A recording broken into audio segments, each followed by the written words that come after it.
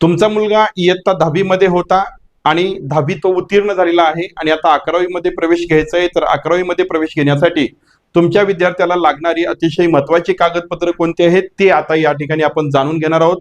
हा व्हिडिओ शेवटपर्यंत पहा, तुम्हाला मूळ कागदपत्र जे आहेत, महत्त्वाची कागदपत्र कोणती लागतात याबद्दल माहिती भेटेल। तुम्ही ही माहिती करून घ्या व इतरांपर्यंत ही माहिती पोहोचवा, म्हणजे हा व्हिडिओ शेअर करा जेणेकरून त्यांनाही या गोष्टीची माहिती होईल। लक्षात घ्या, 11वी प्रवेशासाठी आवश्यक कागदपत्रांची यादी, त्याच्यातले मूळ कागदपत्र म्हणजे अतिशय महत्त्वाचे कागदपत्र ज्याच्याशिवाय तुमचं ऍडमिशन होऊ शकत नाही। बघा, पहिला आहे 10वीची गुणपत्रिका, मार्कशीट। कुठे भेटते? शाळेमध्येच भेटते, तुम्हाला इकडे तिकडे कुठे जाण्याची गरज नाहीये, हे शाळेमध्ये भेटतं। परत शाळा सोडल्याचा दाखला, स्कूल लिव्हिंग सर्टिफिकेट, शहरी भागात त्याला LC म्हणतात, ग्रामीण भागामध्ये त्याला TC म्हणतात। ओके, देन हे पण कुठे भेटणार आहे? तुम्हाला शाळेमध्येच भेटणार आहे। हे दोन डॉक्युमेंट जे आहेत ते शाळेमध्ये भेटणार आहेत, लक्षात।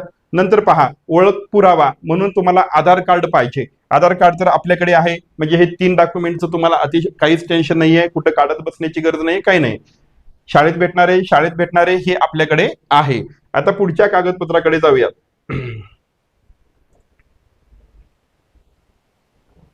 पुढच्या कागदपत्राकडे जात असताना पहा, आता जर तुम्ही आरक्षण मध्ये येत असेल किंवा तुमच्याकडे काही प्रमाणपत्र असेल किंवा तुमची कॅटेगरी ही रिझर्वेशन कॅटेगरी असेल, तर त्यासाठी आपल्याला लागतं कास्ट सर्टिफिकेट, जातीचा दाखला।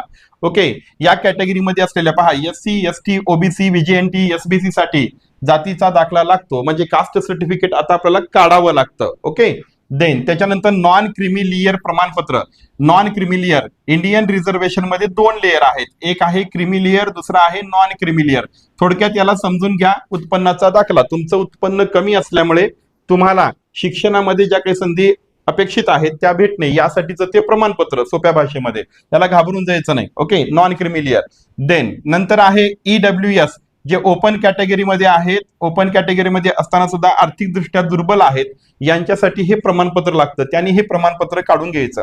त्यानंतर फिजिकली हँडिकॅप्ड, म्हणजे शारीरिकदृष्ट्या व्यंग असणाऱ्या विद्यार्थ्यांना हे प्रमाणपत्र भेटतं, हे प्रमाणपत्र तुमच्याकडे असणं गरजेचं आहे।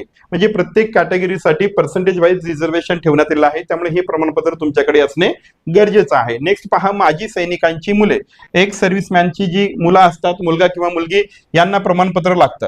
हे प्रमाणपत्र कुठं भेटतं? तर प्रत्येक जिल्ह्याला जिल्हा सैनिक बोर्ड असतं, त्या ठिकाणी जा, संपर्क करा, ते तुम्हाला मार्गदर्शन करतील आणि हे प्रमाणपत्र देतील।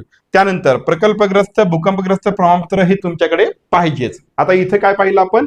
आरक्षण आणि प्रमाणपत्रे। लक्षात घ्या, हे आपल्याला काढावी लागतात, हे सहज कुठे भेटत नाही, यासाठी ऍप्लिकेशन द्यावं लागतं आणि हे काढावे लागते। सर्व ऑनलाईन प्रोसेस आहे, या ऑनलाईन प्रोसेस करून तुम्ही ही सर्व प्रमाणपत्र काय करू शकता? मिळवू शकता। त्यानंतर परत प्रवेशासाठी लागणारी महत्वाची गोष्टी कोणत्या आहेत? लक्षात घ्या, या ठिकाणी आता आहे फोटो। तुम्हाला पासपोर्ट साईज फोटोग्राफ तुमच्याकडे पाहिजेत। ओके, हे तुम्हाला भेटून जातात, हे फोटो काढून ठेवायचे। ओके, ऐन वेळी आपली धावपळ होत नाही, पण ही फोटो काढून असे तुम्हाला याची JPG फाईल पण करून घ्यावी लागेल, लक्षात। कारण तुम्हाला ऑनलाईन फॉर्म अपलोड करायचा आहे, त्याच्यामध्ये फोटो अपलोड करायची असते, म्हणजे ऑनलाईन फॉर्म तुम्हाला भरण्यासाठी फोटो अपलोड करायची असते। सही काय करायची? ही जी फोटो असते, फोटोच्या पाठीमागे एक पांढरी जागा असते, त्या पांढऱ्या जागेवरती आपली सही करून टाकायची त्या ठिकाणी, आणि तिची एक फोटो काढायची आणि परत JPG फाईल तयार करून ठेवायची। त्यानंतर आहे पहा, डोमासाईल सर्टिफिकेट, ज्याला आपण रहिवासी दाखला म्हणतो, हेही आपण काढणं गरजेचं आहे। आता ही सर्व प्रमाणपत्र काढल्याच्या नंतर महत्वाचं काम काय? लक्षात घ्या, जेवढी काही प्रमाणपत्रे आहेत त्या प्रमाणपत्रांची PDF फाईल तयार करून घेणे। आता PDF फाईल सर्व विद्यार्थ्यांना माहिती आहे, सर्वजण मोबाईलचा उपयोग करत आहेत, आरामशीर आपल्याला आपल्या मोबाईल मधनं सर्व प्रमाणपत्रांच्या फोटो काढून त्याची PDF फाईल तयार करता येते।